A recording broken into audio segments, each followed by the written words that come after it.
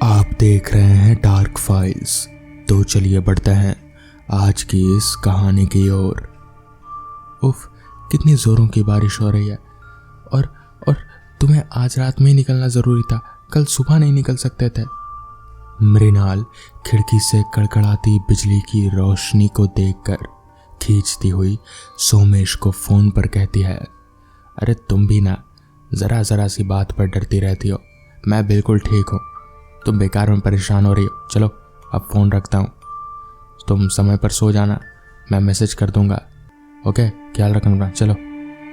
Phone पर दूसरी तरफ से सोमेश ने कार ड्राइव करते हुए कहा। फ़ोन काटते ही अचानक कार के ब्रेक लगने की ज़ोर की आवाज़ आई। अबे नहीं यार, इस कार को भी अभी ख़राब होना था। अब क्या करूं, इतनी रात में कोई मैकेनिक भी नहीं मिलेगा और ये बारिश भी रुकने का नाम नहीं ले रही है। क्या मुसीबत है, कल की मीटिंग में पहुंचने में देरी ना हो जाए। मन में बड़बड़ाते हुए सोमेश कार के अंदर से ही इधर उधर देखने लगा तो रोड की दूसरी तरफ कुछ दूरी पर ही उसे एक बंगला दिखा। वहां से धीमी रोशनी आ रही थी। कार से छतरी निकालते हुए वो सोचता है कि किसी तरह उस घर में रात भर के लिए कहीं कोई जगह मिल जाए तो फिर सुबह मैकेनिक बुलाकर कार बनवा लूँगा। और जैसे ही वो कार से बाहर अपना पहला कदम रखता है, ओह, ये तो खाई के पास है। जान बच गई यार। घबराहट में ललाट के पास पसीने की बूंदे को पोंछता हुआ सोमेश बड़बड़ाया। रोड के उस पार जहां से रोशनी आ रही थी वहां तक जाने के लिए एक कच्ची गीली मिट्टी और पानी से भरी सड़क थी जिस पर सोमेश बड़ी मुश्किल से चला जा रहा था। रात और बारिश के पानी के कारण रास्ते का ठीक से पता नहीं चल पा रहा था। साथ ही कीट पतंगों और मेढकों की आवाज भी रह रह कर आ रही थी। कभी वो धीमे चलता तो कभी कुछ पैरों पर रेंगने के एहसास से पैरों को झटकने लगता। उसकी तकलीफें उसके चेहरे पर बनते बिगड़ते भाव से साफ झलक रही थी। ऐसे ही वो उस घर तक पहुंच ही गया। सोमेश आधा बारिश में भींगा और आधे कीचड़ में सना हुआ था। रह रहकर बिजली की कड़कड़ाहट तेज रोशनी के साथ बिखर रहे थे।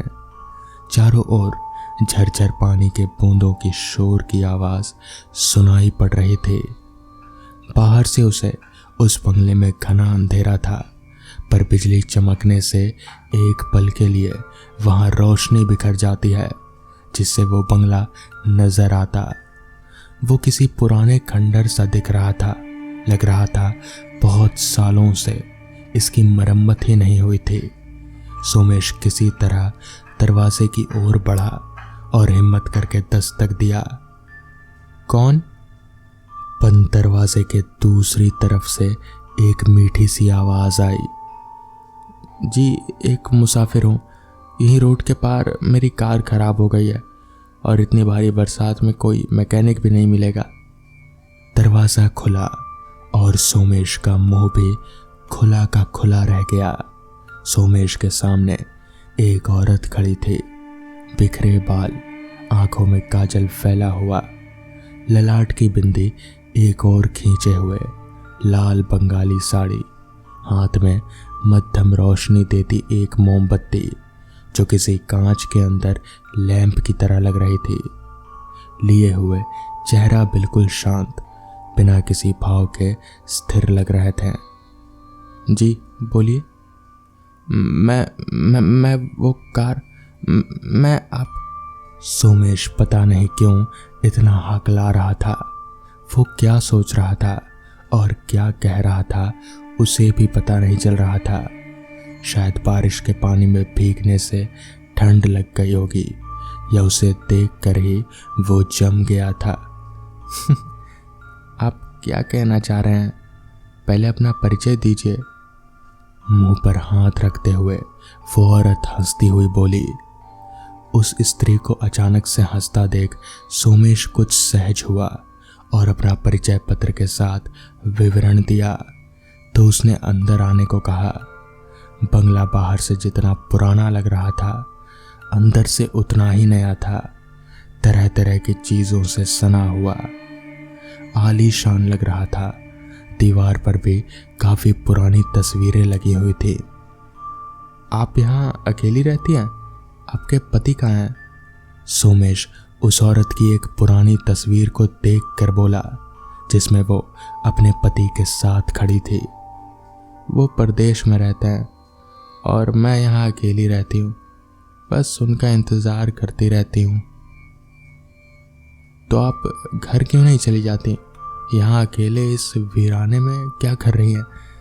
क्या कभी उन्होंने आपकी खबर नहीं ली? सोमेश बेचैन होकर सवाल करने लगा। उसने कोई जवाब नहीं दिया, बस एकटक अपने पति की तस्वीर को निहारती रही। आपके घर वाले भी कभी लेने नहीं आए? आपके पिता या भाई कोई तो होंगे। सोमेश से उसकी खामोशी सही नहीं जा रही थी और वो सवाल किए जा रहा था। सोमेश बाबू, एक स्त्री के लिए अपना घर जैसा कुछ नहीं होता। जब पति के घर में होती है तो पराये घर में जाना होता है, और ये पाठ बचपन से ही दिए जाते हैं। और पति के घर पर दूसरे घर से आइए कहा जाता है।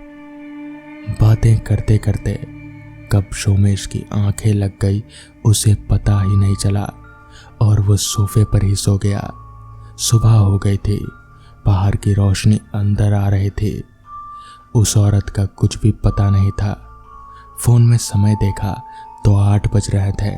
मृणाल के बहुत सारे मैसेज और मिस्ड कॉल भी थे। उसने तुरंत अपनी वाइफ को कॉल कर अपने ठीक होने की खबर दी और उस औरत को ढूंढने ही वाला था कि ऑफिस वालों का कॉल आ गया और वो कार बनवाकर वहां से निकल गया। उसके मन में उस औरत की बातें चलने लगी। वो औरत कौन थी, ये तो उसे कभी पता नहीं चल पाया। बाद में जब उसने वहां के आसपास के लोगों से इस बारे में बात की तो पता चला कि बहुत सालों पहले उस घर में एक शादीशुदा जोड़ा हुआ करता था। उसका पति परदेश में काम किया करता था और वो औरत यहाँ अकेली रहा करती थी। मगर एक दिन किसी हादसे में घर पर ही उसकी जान चली गई। फिर उसका पति जब लौटा तो उसने अपनी पत्नी को मरा हुआ पाया। उसकी लाश भी सड़ चुकी थी। तो दोस्तों, ये थी आज की पहली कहानी। तो चलिए बढ़ते हैं आज की दूसरी कहानी की ओर।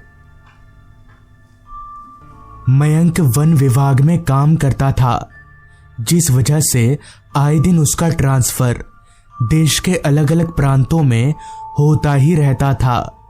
इस बार भी मयंक का ट्रांसफर आसाम के जंगलों में हुआ था, क्योंकि इस दुनिया में मयंक का और कोई भी नहीं था। जिस वजह से मयंक ने अपना बोरिया बिस्तरा उठाया और सीधे आसाम पहुंच गया। आसाम जंगल के वन विभाग में जाकर मयंक ने सबको अपना परिचय दिया और सबसे जान पहचान कर लेने के बाद मयंक को आराम करने की हिदायत दी गई, क्योंकि वो एक फॉरेस्ट ऑफिसर था और उसे आज रात से ही काम शुरू करना था। मगर मयंक उसे अभी आराम करने की जरूरत महसूस नहीं हो रही थी, इसलिए उसने एक दूसरे फॉरेस्ट ऑफिसर को पकड़ा और दोनों जंगल देखने निकल गए।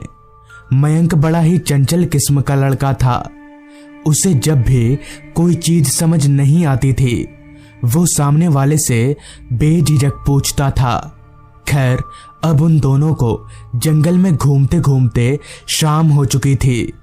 दूसरे फॉरेस्ट ऑफिसर, जिसका नाम हरिदेव था, उसने मयंक को लगभग पूरा जंगल ही घुमा दिया था।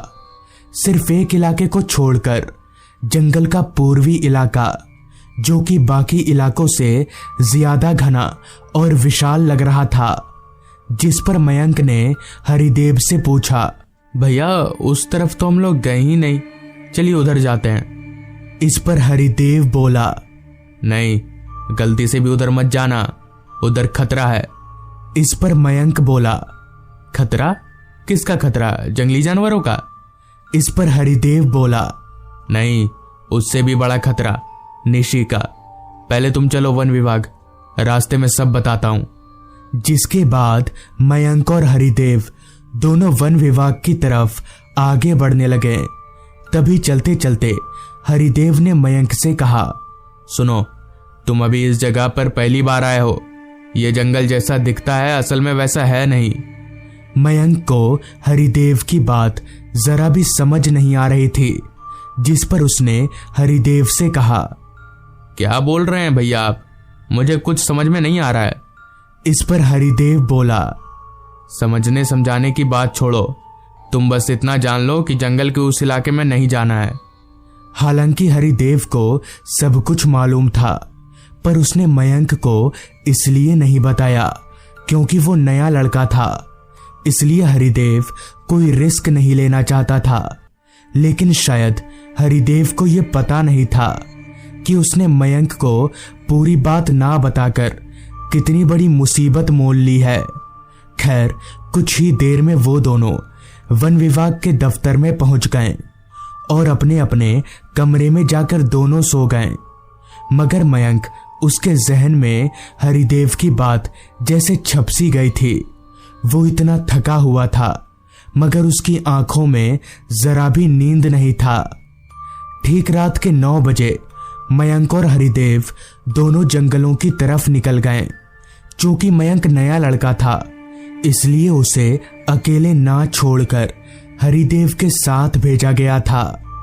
मयंक के हाथों में सिर्फ एक लाठी थी और हरिदेव के पास एक लाठी और वॉकी टॉकी। दोनों जंगल में अंदर की तरफ जा रहे थे।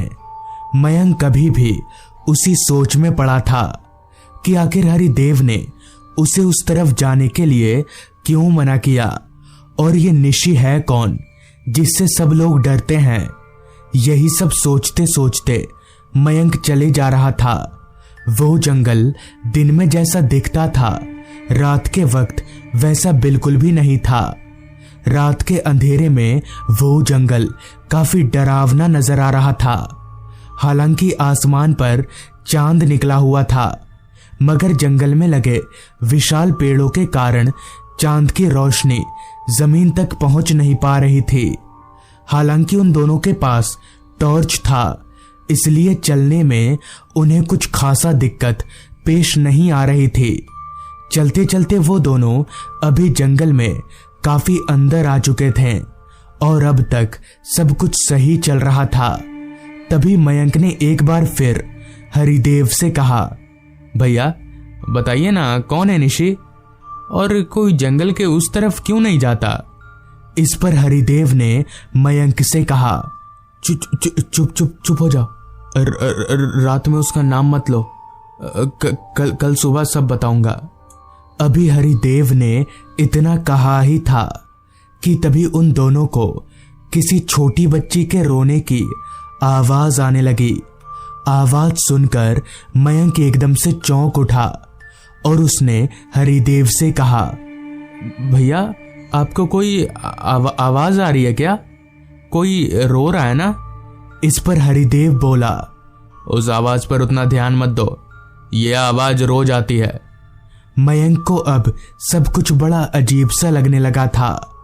आखिर कोई किसी बच्ची के रोने की आवाज को नजरअंदाज कैसे कर सकता है? हो सकता है वो बच्ची किसी मुसीबत में हो। यही सोचते हुए मयंक उस आवाज को गौर से सुनने लगा ताकि वो ये जान सके कि आवाज किस ओर से आ रही है। कुछ देर तक उस आवाज को गौर से सुनने पर पता चला कि वो आवाज उसी तरफ से आ रही है जिधर हरिदेव ने उसे जाने से मना किया था। मयंक को बड़ा अजीब लगा कि आखिर इतनी रात गए जंगल में कौन रो रहा होगा, मगर मयंक को उस रोने वाले की चिंता भी हो रही थी। लिहाजा मयंक उस आवाज की तरफ 2 कदम आगे बढ़ा। अभी मयंक उस आवाज की तरफ आगे बढ़ा ही था कि तभी पीछे से हरिदेव ने उसे टोकते हुए कहा, रुको मत जाओ, ये उसकी चाल है। मगर मयंक ने उसकी एक नहीं सुनी और वो उस तरफ जाते हुए बोला, आपको नहीं जाना तो मत जाओ, वहां किसी को मदद की जरूरत है, मैं जा रहा हूं। इतना बोलकर मयंक जंगल में उस आवाज की तरफ आगे बढ़ने लगा। जंगल का वो इलाका बाकी इलाकों के मुकाबले बहुत ज्यादा घना था। ऐसा लग रहा था जैसे बहुत सालों से वहां कोई आया ही नहीं हो। उस इलाके में झींगुरों की आवाजें बहुत ज्यादा तेज थीं और जैसे जैसे मयंक आगे बढ़ता जा रहा था वो रोने की आवाज और भी तेज होते जा रही थी। टॉर्च को इधर उधर घुमाते हुए अभी मयंक आगे बढ़ ही रहा था कि तभी उसे अपनी टॉर्च की लाइट में एक पेड़ के नीचे कोई बच्ची बैठी हुई दिखी। वो बच्ची अपना सिर झुकाकर रोए जा रही थी। तभी मयंक उस बच्ची के पास गया और बोला, क्या हुआ बेटा, आप रो क्यों रही हो? इस पर उस बच्ची ने कोई जवाब तो नहीं दिया मगर उसका रोना बंद हो गया। मयंक ने दोबारा पूछा तो इस बार उस बच्ची ने अपना सिर ऊपर उठाया और मयंक की तरफ देखते हुए बोली, भैया वहां पर किसी की लाश पड़ी है। ये सुनकर मयंक उस बच्ची से चौंकते हुए बोला, कहाँ, किसकी लाश पड़ी है? इस पर बच्ची बोली, आप चलिए मेरे साथ, मैं दिखाती हूँ। इतना बोलकर उस बच्ची ने मयंक का हाथ पकड़ा और उसे अपने साथ जंगलों में अंदर ले जाने लगी। उस बच्ची का हाथ एकदम बर्फ की तरह ठंडा था मगर मयंक ने इस बात पर उतना गौर नहीं किया और उस बच्ची के साथ चलता रहा। कुछ दूर चलने के बाद वो बच्ची रुकी और सामने की तरफ हाथ का इशारा किया। मयंक ने जब उस बच्ची के इशारे की तरफ अपनी टॉर्च घुमाई तो पाया कि वहां औंधे मुंह जमीन पर किसी की लाश पड़ी है। मयंक दौड़कर उस लाश के पास गया और उस लाश का चेहरा जैसे ही मयंक ने अपनी तरफ घुमाया तो उसके होश उड़ गए और वो सर से लेकर पैर तक कांपने लगा क्योंकि वो लाश उसी बच्ची की थी जो मयंक को यहां पर लेकर आई थी। मयंक ने झट से पीछे देखा मगर अब वहां कोई बच्ची नहीं थी। इससे पहले कि मयंक कुछ कर पाता, जमीन पर पड़े उस बच्ची की लाश ने अचानक से मयंक का गला दबोच लिया। उस बच्ची ने मयंक का गला इतनी जोर से पकड़ रखा था कि वो अपना सिर हिला भी नहीं पा रहा था। अभी मयंक मरने ही वाला था कि तभी हरिदेव 4-5 लोगों को लेकर वहां पहुंच गया और उनके आते ही वो बच्ची हवा में धुआं हो गई और ऐसे मयंक की जान बच गई। पर वो था क्या, मयंक को आज तक ये पता नहीं चल पाया।